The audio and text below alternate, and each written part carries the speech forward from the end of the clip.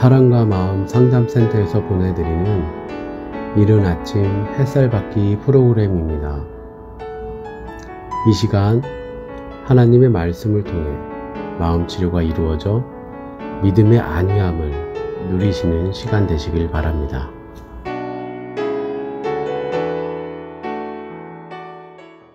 이른 아침 햇살받기 시간입니다. 어제는 우리가 아람 왕 베나닷이 북이스라엘의 아합왕을 치러 들어오는 장면을 살펴봤습니다. 하나님께서는 저자세로 베나닷 왕에게 목을 조아리던, 그리고 네 것을 뺏어 가겠다고 하는, 아내와 자식들까지도 다 내놓으라고 하는 그런 와중에 그렇게 하겠다고 얘기한 참으로 치졸하기 그지없는 그런 왕이었죠. 어찌 보면은 비록 우상을 숭배하고 있는 그런 아합왕이라 할지라도 하나님 편에서 본다고 한다면 선택된 나라인 것입니다. 남유다, 북이스라엘 다 선택된 나라죠. 하나님의 선택된 나라의 왕이 이게 이방 민족의 왕에게 참으로 이런 저자세로 외교적 그런 굴종도 아니고, 이거는 완전히 나라를 달란 얘기와도 다름이 없는 얘기인데, 결국 하나님께서 선지자를 보내서 승리의 방책을 주시고, 또 그들은 자만하고 교만해서 술에 취해 있었습니다. 결국 첫 번째 아람 군대의 공격으로부터 하나님은 구해주십니다. 근데 그 구해주는 목적이 그들로 하여금 승리의 기쁨에 취해서 그냥 있으라고 하는 것이 아니라 여호와가 하나님인 줄 알게 하기 위해서 승리를 주신 것입니다. 아방을 위한 것도 아니고 북이스라엘을 위한 것도 아닙니다. 그들에게 하나님이 진짜 누구인지를 알려주기 위해서 승리를 주신 것입니다. 바알 선지자가 그 나라의 진짜로 다스리는 영이라고 한다면 아람 왕으로부터 그 북이스라엘을 지켜줘야 되는 것 아닙니까? 못 지켜주고 있습니다. 그럼에도 불구하고 왜 이스라엘 백성들은 우상 숭배의 길로 갔을까요? 아합왕은 왜 이세벨의 말을 듣고 그런 짓을 하고 있을까요? 하나님 보시기에 이렇게 악한 왕이 어디 있었겠습니까? 자, 이제 또다시 아람 군대가 공격을 해옵니다. 아합왕에게 얘기해줬던 그 선지자가 또 나타납니다. 이 선지자가 누군지는 지금 나와 있지가 않습니다. 그냥 선지자입니다. 그 선지자입니다. 이스라엘 왕에게 말합니다.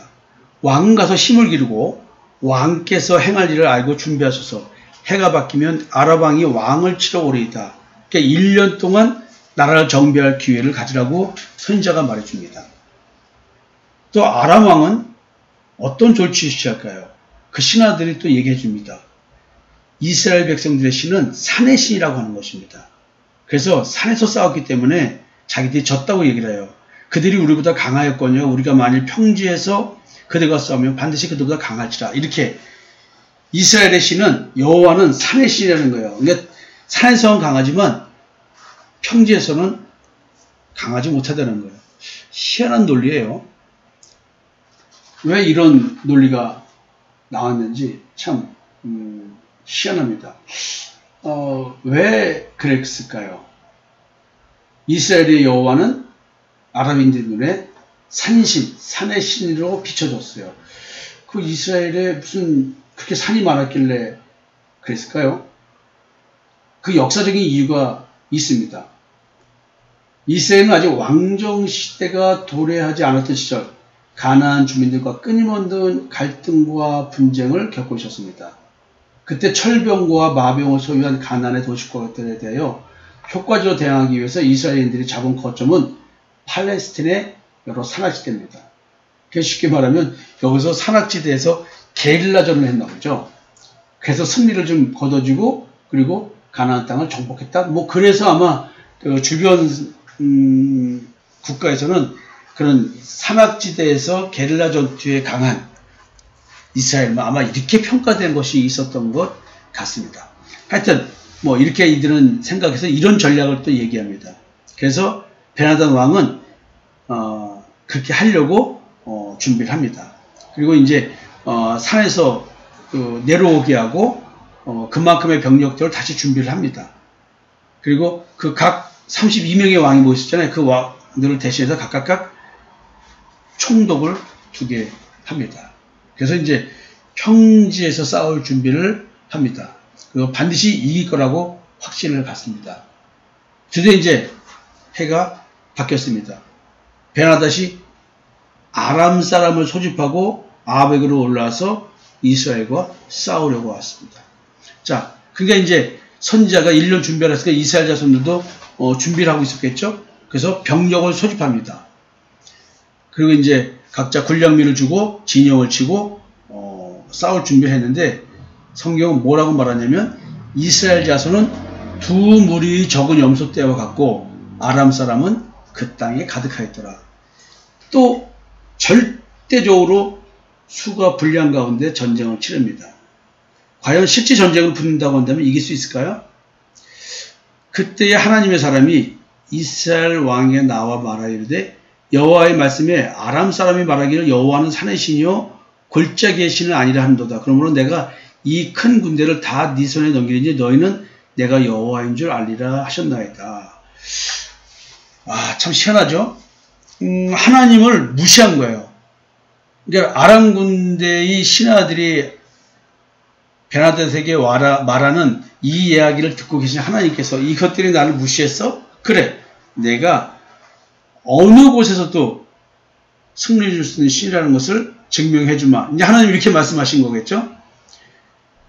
하나님은 분명히 선지자를 통해서 말씀합니다. 너희가 내가 여호와인 줄 알게 될 것이라는 것이죠. 이렇게 절대적 병력의 열세 가운데서도 승리를 주는 신, 이게 진짜 신 아닐까요? 바알 신은 어디 갔습니까? 왜 아합은 이럴 때 바알을 부르지 않을까요? 참 희한하죠. 아니면 부르고 있는 가운데 지금 기도하고 있는 가운데 바알의 선지자들이 400명이 죽었지만 또 아세라 선지자들이 450명 있었잖아요. 이게 왜 이런 얘기 안 써 있을까요? 참 희한합니다. 진영이 서로 대치한 지 7일이라 일곱째 날에 접전하여 이스라엘 자손이 하루에 아람 보병 10만 명을 죽이매 그 남은 자는 아벡으로 도망하여 성읍으로 들어왔더니 그 성벽이 그 남은 자 2만 7천 명 위에 무너지고 베나닷은 도망하여 성읍에로 골방에 들어가니라. 자, 그렇게 큰 소리 뻥뻥 치던 베나닷이 골방에 숨었습니다. 생명을 부지하기 위해서. 근데 또 희한한 얘기가 이루어집니다.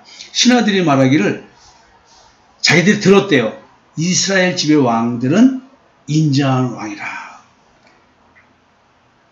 그러니까 하나님이 용서의 하나님이라는 거죠. 하나님은 인자하신 분이다. 그걸 들었대요. 그러니까 우리가 살려면 그 인자한 왕이신 하나님께서 살려줄 거 아니냐 이 말이에요. 만약 우리가 굵은 배로 허리를 동이고 테두리를 머리에 쓰고 이스라엘이 왕에게 나아가면 그가 혹시 왕의 생명을 살리리이다. 기가 막히죠. 그렇게 해서 이제 베나닷이 아합왕을 뵙기를 청한다라고 이제 전언을 합니다. 말을 건네서 이제 만나려고 하는 거죠. 이렇게 얘기했더니 아합왕이 그가 아직도 살아있느냐? 그는 내 형제니라. 말을 또 이렇게 합니다. 그러니까 이렇게 회개하는 마음으로 당신을 공격한 거 진짜 잘못했다. 회개하는 마음으로 용서해달라고 하니까 내 형제다라는 말을 합니다. 그래서 이 사람들이 가서 베나닷에게 전합니다. 그리고 그렇게 와서 이제 베나닷이 아합왕을 이제 아련하는 것이죠. 이제는 완전 패전 국가의 왕으로서 베나닷이 왕께 아뢰되 내 아버지께서 당신의 아버지에게서 빼앗은 모든 성읍을 내가 돌려 보내리이다. 또 내 아버지께서 사마리아에서 만든 것 같이 당신도 다메섹에서 당신을 위하여 거리를 만들어서 아합이 이르되 내가 이 조약으로 인해 당신을 놓으리라 하고 이에 더불어 조약을 맺고 그를 놓았더라. 야, 이게 어찌된 일일까요? 하나님을 무시하고 멸시한 아람의 왕 베나닷을 살려줍니다. 그리고 이제 그 전에 있었던 일들을 다 무효로 하고 다시 돌려주겠다라고 해요. 그러니까 지금 겉으로 볼 때는 아하방의 위치가 어마어마해진 거죠. 대단해진 겁니다. 과연 하나님께서 이거를 원하는 일이었을까요? 하나님을 무시하고 멸시했던 아람 왕 베나다, 반드시 하나님은 이 승리를 통해서 여호와가 하나님인 걸 증명하려고 했고, 아합 왕에게도 이것을 느낄 수 있고 깨달을 수 있고 믿을 수 있도록 두 번의 승리를 거머쥐게 했습니다. 그럼에도 불구하고 또다시 마치 뇌물과 같은 큰 뇌물이죠. 승리의 깃발을 드높일 수 있는, 왕권을 더 강하게 확보할 수 있는 이런 일이 발생하니까 하나님은 저리 가고 자기 뜻대로 또 이렇게 놓아줍니다. 자, 이 놓아준 일로 어떤 일이 생길까요?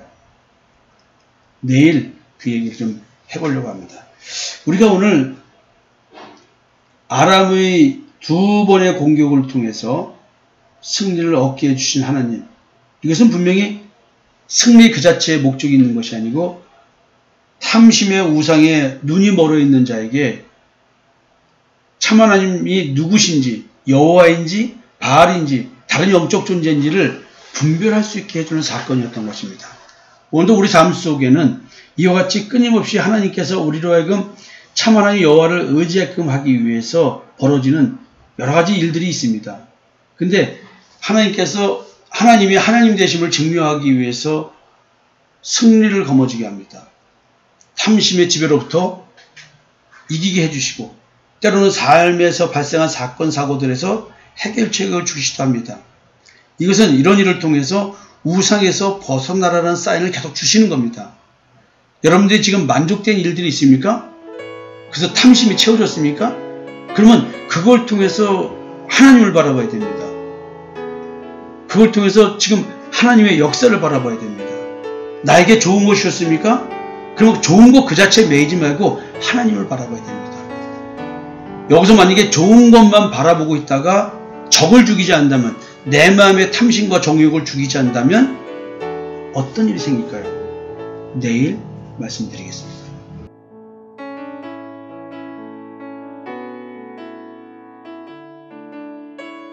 지금까지 사랑과 마음 상담센터에서 보내드리는 이른 아침 햇살 받기 시간이었습니다. 오늘도 하나님의 사랑을 경험하며 자기 성찰이 이루어지는 하루가 되시기를 기도합니다.